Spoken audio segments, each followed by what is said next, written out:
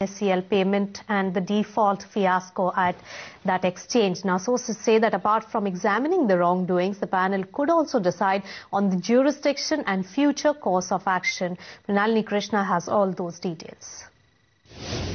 Top sources say that the first line of assessment of the Mayaram panel that meets tomorrow on the NSCL matter will be the nature of the wrongdoing, and if there is any wrongdoing in the first place, then they will move on to discuss the criminal illegality under which relevant law the course of action needs to be taken. Now, sources say that if there is a case of companies law violation, it will be the companies law board that will swing into action, and it is likely that the company law board in its course of action will also appoint an entirely new board for the National Spot Exchange.